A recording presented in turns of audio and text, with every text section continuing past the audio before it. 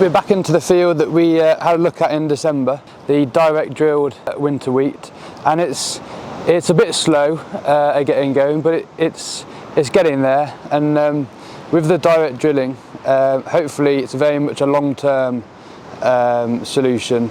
It might not get the yields that a sort of conventionally prepared seedbed would create, but hopefully over time, as more moisture is kept in the soil and more organic matter builds up over a long period of time, the soil will be in a healthier state and produce high yielding crops without the need for fertilisers and sprays. But it does take a good few years of not disturbing the soil to just allow all the microbes and the organic matter to build up to create a healthy ecosystem.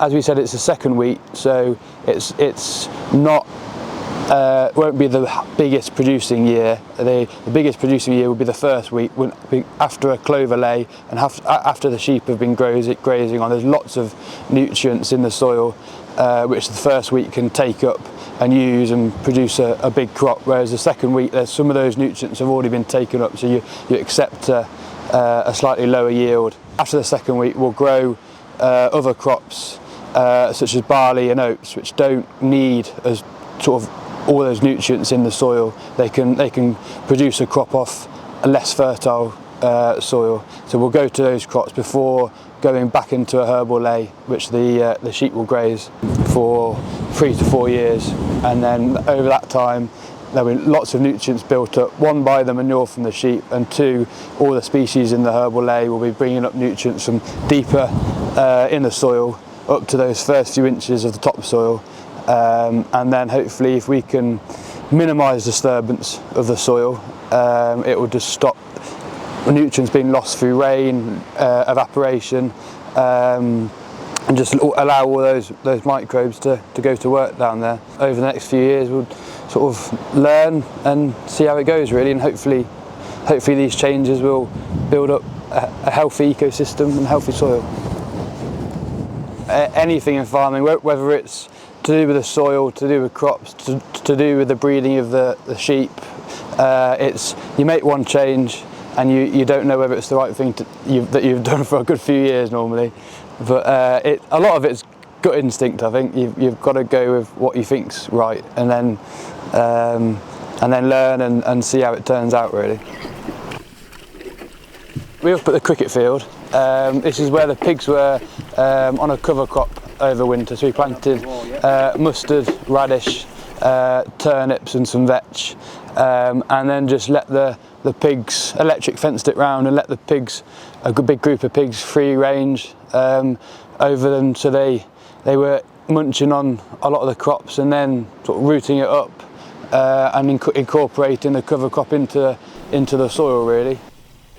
They came off and moved into a different field, and then we ploughed the field and cultivated and drilled in some winter wheat. So hopefully all the nutrients that the cover crop have brought in from the sunlight, really, and they've put that down into the ground, and also the manure from the pigs. There's plenty of fertility for the next crop. Half of it is wheat, and then half of it will be whole crop barley, pea and vetch mix that will grow to feed the sheep for silage in the winter. Pretty much all our own feed produced on the farm. We've managed to do that by growing lucerne as a high protein forage for the sheep, and also growing beans in the rotation as a high protein feed for the sheep in the winter. And these crops are brilliant, really, because they not only provide high protein feed for the sheep, which allows us not to buy in any soya or high protein feed from elsewhere, but they also fix nitrogen in our arable rotation, and then they'll leave that in the soil, and it means we won't have to put as much nitrogen fertiliser on to feed our crops, because it's already in there.